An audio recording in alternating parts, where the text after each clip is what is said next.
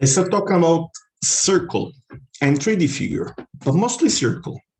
Circle is a very important figure because it expresses many informations that we need to remember, but also is the link between geometry and algebra.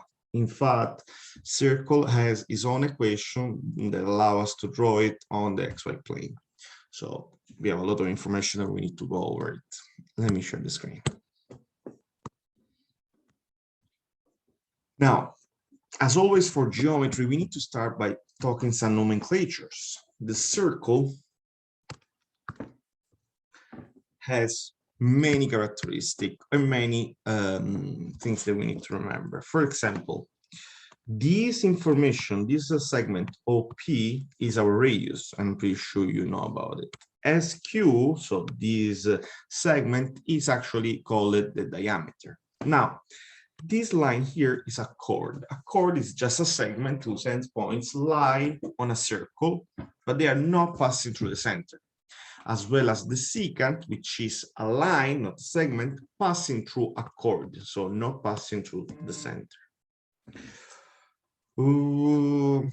Let's start talking about this OPQ. What's that? That is a section of our circle. PQ on the specific is an arc. It's part of the circle and we call it arc. In the specific, it could be called a minor arc because this one will be the major arc. The measurement of PQ sometimes can be given to us in radians. And if you remember radians, radians is another method, another unit of measurement for the angle. And so when you receive this measurement in radians, that would also give you the length of this angle O of the section, okay? Last thing that we need to talk is about the tangent. The tangent is a line passing through only one point of our circle. Regarding the tangent, we have a theorem that we need to go over it. So follow me. Let's say that we have a tangent BP. Okay, from the point B, that is the point where the tangent touches the circle, I then draw a radius OB. So this line, this segment connects the center of the circle with the point where the tangent touches the circle itself. So this one will be a radius. Now, the angle formed by the tangent BP and the radius BO will be always a 90-degree angle. It's very important. That means that these two lines OB and PB are going to be always perpendicular. If we then draw another tangent on the other side of the circle, whenever this new tangent meet the tangent here, they will form this segment AP, and this segment AP will be always equal to the segment of the other tangent. So BP will be always equal to AP. If we draw two tangents from the two sides, once they meet, the two segments are going to be the same. One more thing. Here, now we have a quadrilateral. 1, 2, 3, 4. 4 angles, so quadrilateral. These two angles we know to be 90 degrees. If I then bisect this quadrilateral right here, what I see is that I've created two right triangles. And we know from the triangles that any right triangle can be solved either with special right triangle if we have the angles, the internal angles of that right triangle, or Pythagoras theorem. So after we did all this, let's try to solve this problem. Here we have a figure with some information, and then the problem say circle O is inscribed inside the triangle PQR. And then it says if PA is 12, QA 6, and RB is 9.5, what is the perimeter of the triangle? let's state first that the perimeter for the triangle will be equal to the length of QP plus the length of PR plus the length of RQ. But we don't have all this information at the moment. What do we have? We actually can extend it. We can actually,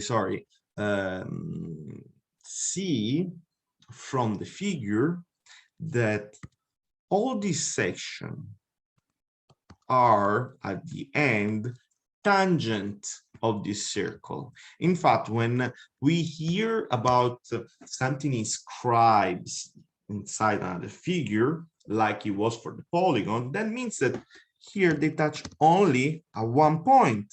So here is only one point, here is only one point, here is only one point. So all of these are tangents.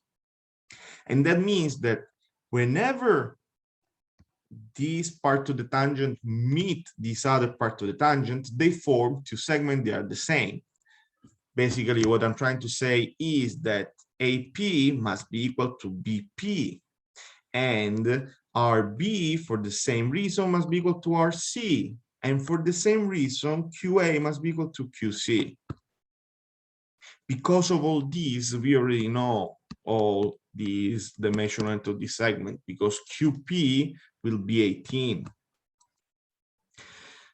PR will be 21.5, and RQ is going to be 15.5. And that means that your perimeter for this figure will just be 55. Yes, 55.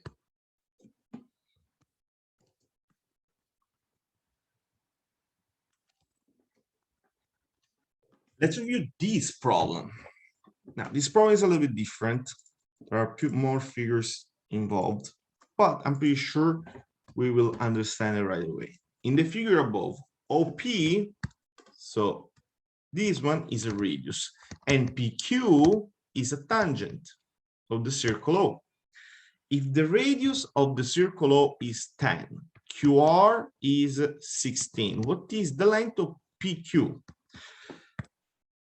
Here, we're looking for this, the length of this part of this figure. Now, we know that PQ is tangent and OP is radius. Why all this information are provided? So that we know that this angle right here is 90 degrees. So now, this triangle formed OPQ, we know is a right triangle. Why is it important for us that that one is a right triangle? Because we know that whenever we have a right triangle, we can use Pythagoras or special right triangle. What we're going to use in this specific case is going to be Pythagoras. The reason is, since we know that the radius is equal to 10, OP is equal to 10, but also OR is going to be equal to 10. That means that to find PQ, we just need to do hypotenuse minus the other side. The hypotenuse will be OQ to the power of 2 minus OP to the power of 2. That means that PQ will be OQ is 26 to the power of 2, 676, while OP is 10 minus 100. Square root of that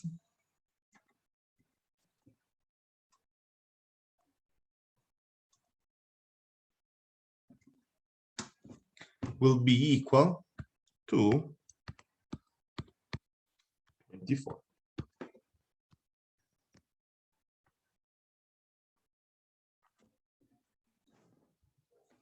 Simple. We need to start talking about something else, though. As we have seen so far, whenever we deal with figure, one important thing that we look for is the area of the circle, the area of the figure. And in this case, the area of the circle will be equal to pi r squared. That's the formula. And that's the formula that is going to provide on the reference as well. Now, another important formula that we need to remember is the circumference of the circle. What's the circumference of the circle? The circumference of the circle is the length of this circumference. It's basically the perimeter of a circle, okay? That's what it is. So it's important when we remember this formula is 2 pi r, or if you have the diameter, pi d. Now, with the same type of formula, we can actually calculate the length of an arc and the area of a sector. In fact, the length of an arc, for example, AB, is going to be 2 pi r, like the circumferences, then multiply the ratio of the angle A of B, so the angle of this arc, divided by 360. What's 360? 360 is 2 pi, which is the length of a circumferences when r is equal to 1. At the same time, we can also find the area of the sector. And the area of the sector will be equal to pi r squared, which is the formula for the area, multiply that ratio.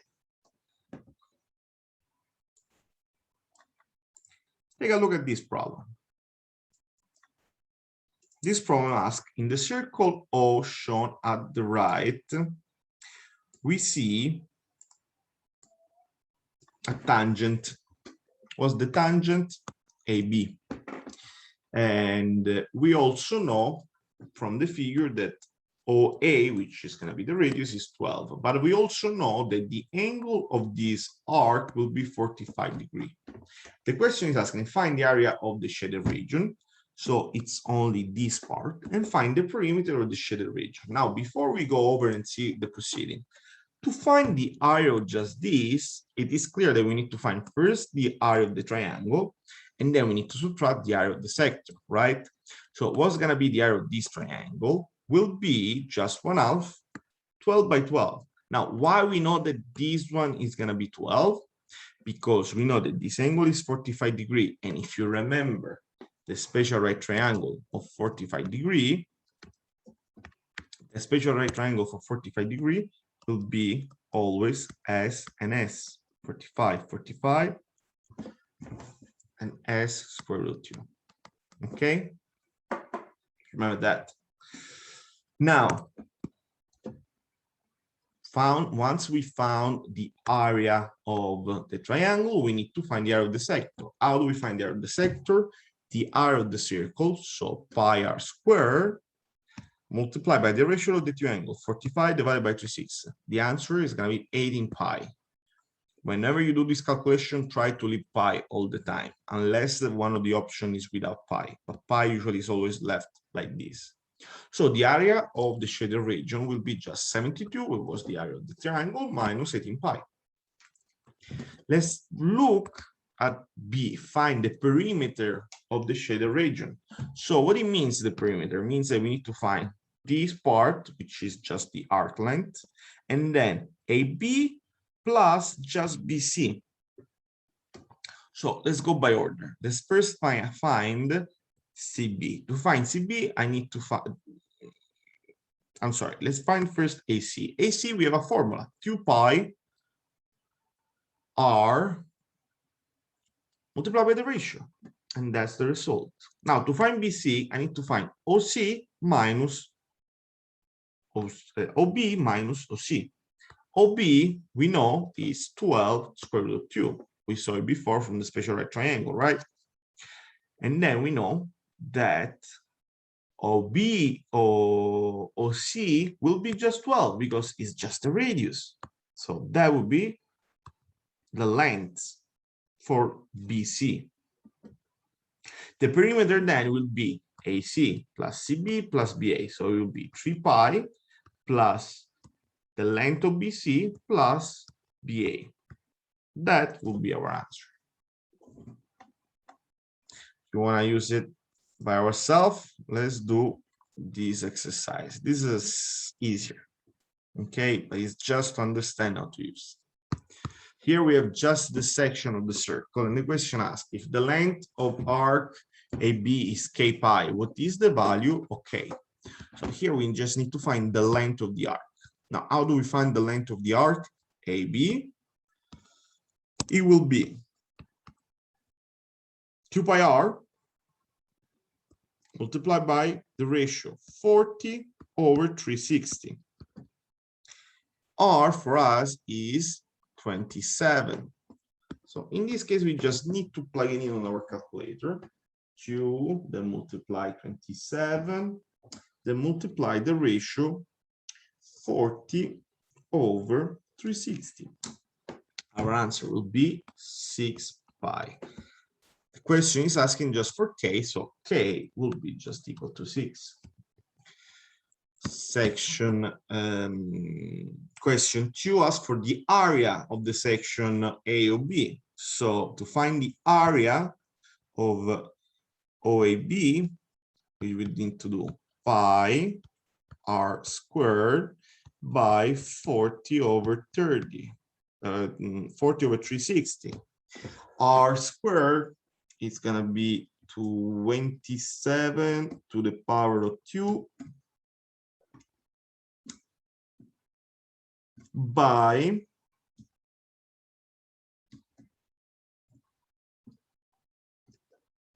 40 over 360, 81. So my answer will be 81 pi. But since the question is asking just for the value of n will be equal to 81. It's just an application of the formula, okay? Now let's see this question. This is a question that is more generic, more regarding everything we have seen so far. In the figure above, OP is equal to OQ. So we know that this side is going to be equal to this side. And PQ is tangent to the circle. If the radius of the circle is 8, what is the length of QR? So the goal of the question is to find this length. There are many information that this problem is giving us that are not reported to the figure. So let's put it down. We know that the radius is going to be equal to 8. And we know that PO is equal to QO. That means that this triangle is an isosceles triangle. And that means that this angle right here is equal to this angle right here. Since this one is an isosceles, I can furthermore split it with a bisect. Let's call this point now M from midpoint. And now I know that the triangle POM is equal to the triangle QOM that are both right triangles. But they are no right triangle, whichever right triangle we have. They are 30, 60, 90 triangle. That's why I have this figure here, because I know I'm gonna use special right triangle. Remember, this is gonna be provided to you on the exam if you are in the SAT. So now what? We need to find, since we need to find QR, we need to find OQ. And what's gonna be OQ equal like? Well, let's say something. Since OR is 8, OM must be also 8, isn't it? That means that when I report it to my spatial right triangle, 8 will correspond to my value for x. That means that this side is going to be x square root of 3, or better 8. And this will be 2x. That means that OQ will be equal to 12. So it will be equal to 16, sorry. That means that RQ will be just 16 minus 8, which is 8. So my answer will be actually D.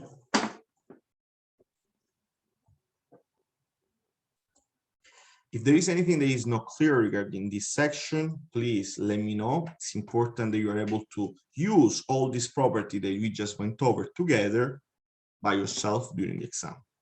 Okay? Now we are going to go over some basic theorem. They are not that important to remember as a theorem. It's just important to know them. Most probably you can get them just by using common sense. Theorem 1 say in the same circle or incongruent circle, congruent arc have congruent chord. Basically what it's saying is if CD is equal to AB, the arc CD is equal to the arc AB, also the segment CD, or better say the chord CD, is going to be equal to the chord AB. As I say, common sense. Theorem 2 is say if a diameter is perpendicular to a chord, so this one perpendicular to a chord, it bisects the chord in its arc. It makes sense. Here is diameter, here there is the chord. Since it's passing through a center, is bisecting the chord, that means that it's going to bisect also the arc right there. Pretty common sense. Theorem number 3 says in the same circle or the congruent circle, chords equidistant to the center are congruent. Of course, if this distance OE is equal to the distance OF, then those two chords formed are going to be the same. Important theorem for the exam is this inscribed angle theorem. Let's try to understand it. It's pretty simple. If I draw a chord, and this chord, let's say, is CB, and then from B, I draw another chord, OA. So now I have these two chords connected at point B, right? And they, of course, form an angle. Let's call these angles X. We know for the inscribed angle theorem that from these two extreme points, when I connect them with the center, so I draw the radius AO and CO, these will form an angle right here that will be equal to 2x. So it's going to be double than the angle at the chord. Also, if the angle O is given in radians, that correspond also to the length OAC.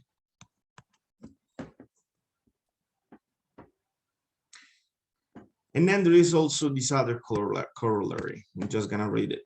Two inscribed angles that intercept the same arc are congruent. Of course, congruent meaning same angles.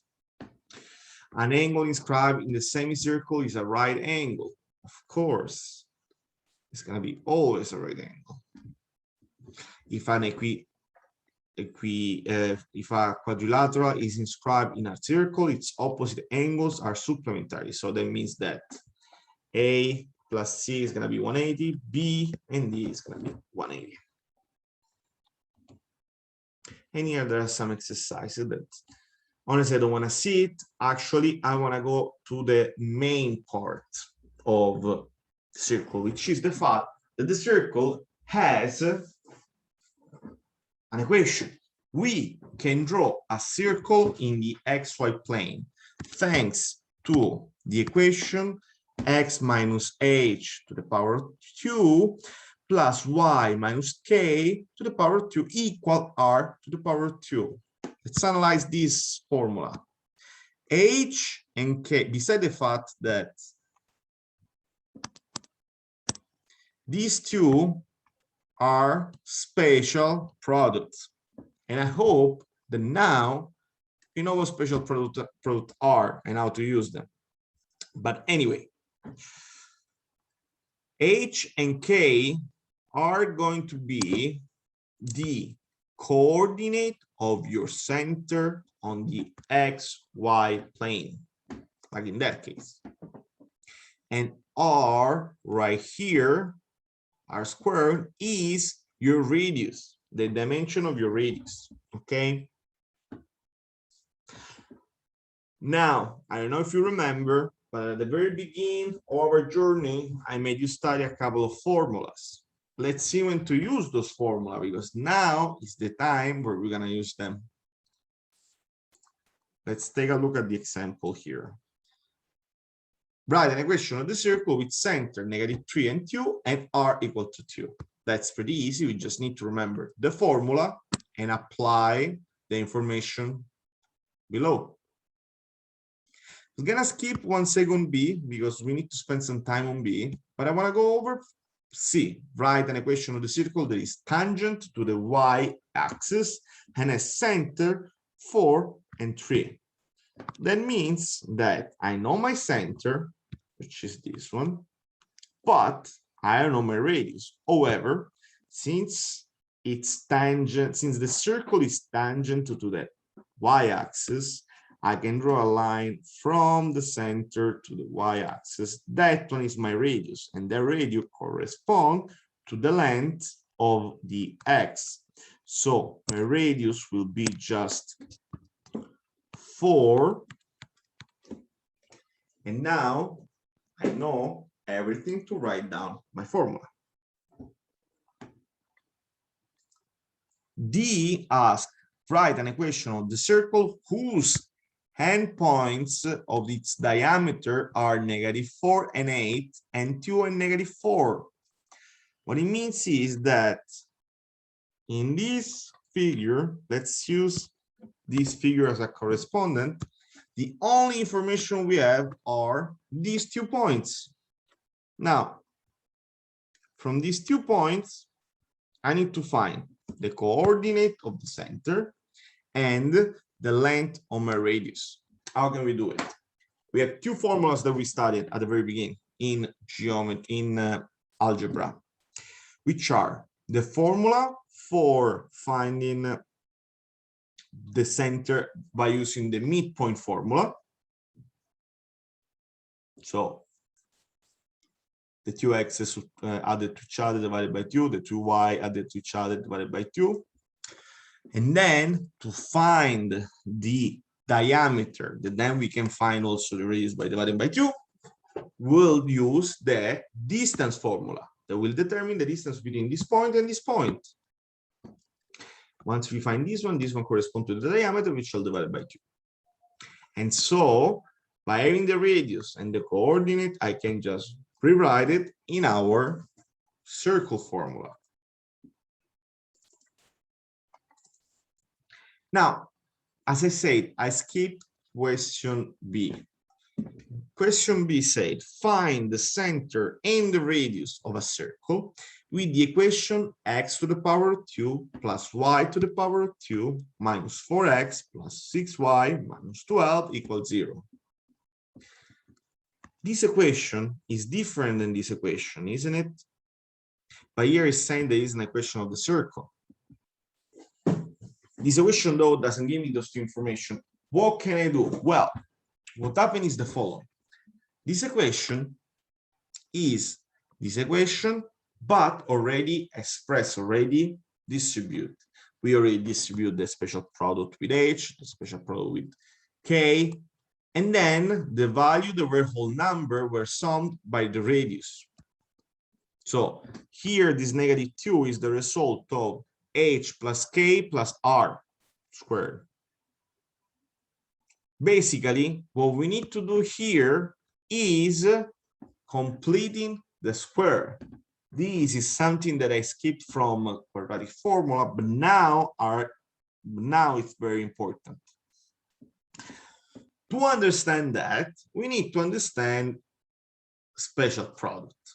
Now, when you have the formula for special product, you know that you will end up with this value, that is this one to the power of 2, this value, which is this one to the power, which is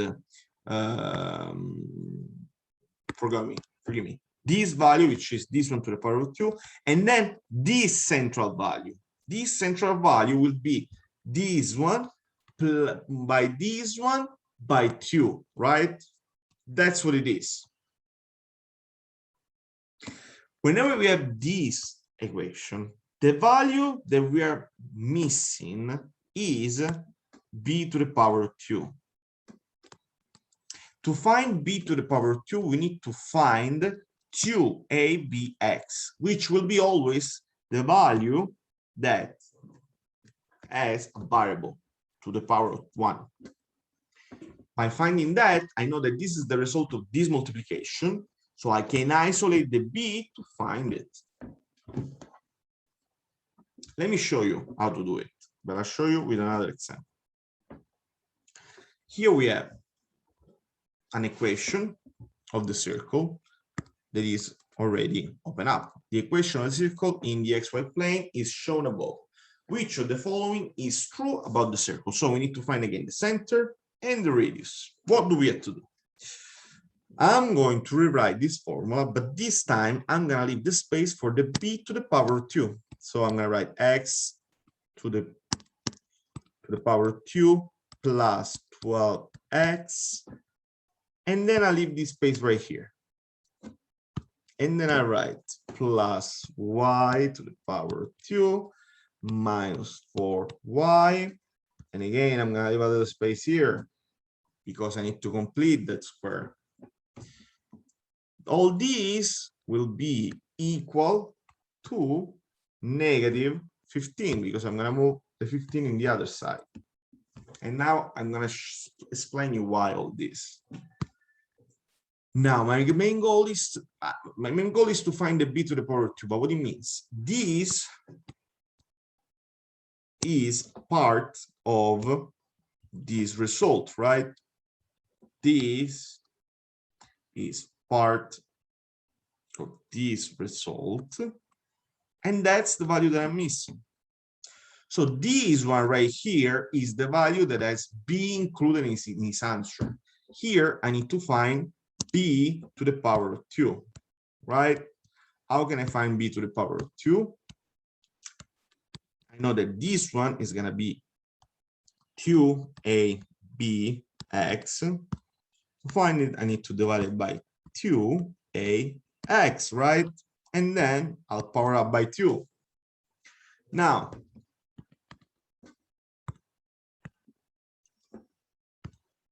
clearly the 2 can go already away, right? But wait a second. 2abx. What's 2abx? It's gonna be 12x. That's the final result of that multiplication. Now I'm gonna write 2 here, but then I need to multiply that 2 by a. A here is equal to 1, so it stays 2.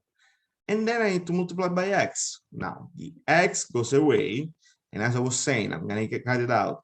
These 2, and I'm gonna have left 6. All these will be to the power of 2. So my b will be 36. My b to the power of 2, forgive me, is gonna be 36, and my b is gonna be just 6. That means that here I need to include 36, and 36 is what is going to make all these equations in blue a special product. A special product like this one. Okay? Remember though that this is still an equation. So since I'm including 36 on the left, I need to include 36 also on the right. Very important. Now I can go and do the y value. And the process is exactly the same. So what is going to be my b to the power of 2 for the y value? Well, clearly the b is included in the negative 4a. So I'm gonna have negative 4y, no, sorry, over 2y. Why just 2? Because a for y is also equal to 1. All these to the power of 2. So for the b to the power of 2, my answer will actually be 4.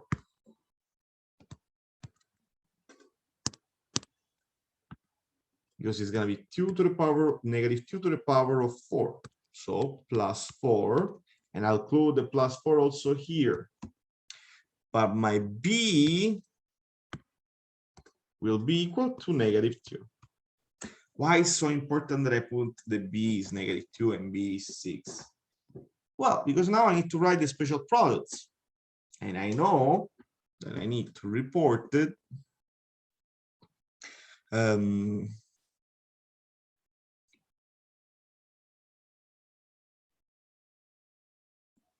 as this. So let's do it. X to the power of 2 plus 12x plus 16 as a special product will be just x plus 6 to the power of 2 plus my y will be y minus 2 to the power of 2, and that will end up like this one. And this is going to be equal to what? To 15 plus 36 to negative 15, sorry. So negative 15 plus 36 plus 4, which is 25. That means that my radius will be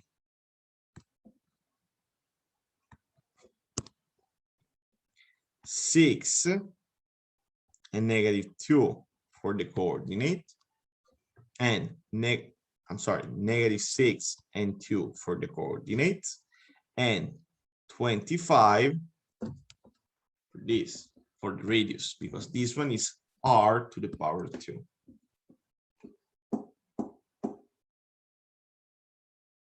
This proceeding can be complicated. You just need to practice. Just to do a little bit of practice about it.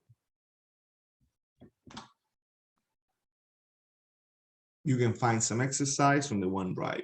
If you have any questions, feel free to ask, okay?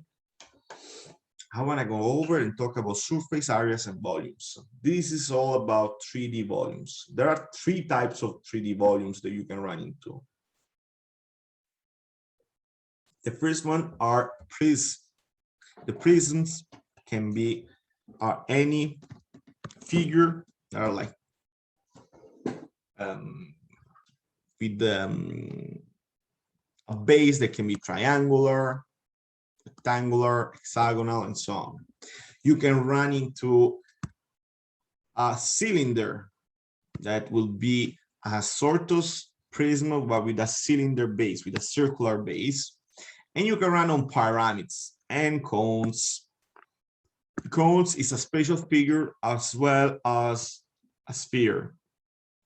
Now, we can all find in reference the formula for finding the volume. Formula for finding volume for prism will be base, which is the area of the base, by the height. However, remember that some question can ask also for surface, and the formula for surface will be either or the sum of all the areas of each face, or you can find the lateral area, which will be the perimeter of the base by the height, and then add the 2 base. The same proceeding can be made for the cylinder, where the volume is going to be given to you. It's going to be pi r squared multiplied by height. So the area of the cylinder, the area of the circle multiplied by the height. But to find the surface, you can either find the base, there are 2, and then find the lateral area that will be the perimeter of the circle, which is the circumference, is multiplied by the height. That's how you find this area. Now, for the sphere is a little bit different. You actually need to remember it is going to be 4 pi r squared for the surface area. And the volume is actually going to be provided 4/3 pi r cubed. Lastly, for the parameter, the volume is the formula for the volume is going to be provided is going to be 1/3 area of the base by height. In case you have a cone, it's going to be 1/3 the area of the base multiplied by the height as well. For finding the lateral areas, however, you need to calculate 1/2 of the perimeter by L. What's L? L is the slant height. Is not the actual height, but is the height of the figure of the area on the lateral side. And then you add the only base you have. Same proceeding for a cone. The perimeter, which is pi r, multiplied by the length, by this slant height. I know that the perimeter is 2, the circumference is 2 pi r, but remember that we need to divide by 2, so it goes away. One other thing that you need to remember about volumes is that sometimes they can ask you for density, and the only method to remember, the only good method that I remember to remember density formula is the density is log. If you cut the symbol of log in 2, you'll get that density is equals mass over volume. So for example, in this problem right here, it's pretty simple. The figure above shows a 7 block, 36 by 20 by 9 with 2 blocks, 2 holes, 10 by 8 centimeter open. What is the weight of the cement block to the nearest gram? So we need to find here the weight, meaning the mass. I know weight and mass are different, but follow right now this procedure of the SAT. Whenever you get to physics or study of materials, you'll see the difference. So to find the volume of this one, we just need to multiply each side and subtract the 2 holes. And then by having the density, you can just say that the weight block will be density by volume. So the density is 1.7 grams. By the volume we found, we get the answer. Most probably, if you have questions regarding 3D volumes, 3D for graphs, 3D figure, everything is going to be provided to you. What's important about this video was about the circle. So go over everything we went to the circle and remember this formula of the circle and how to complete the square. You have exercise about it on the OneDrive. If you have any question, please ask, and good luck.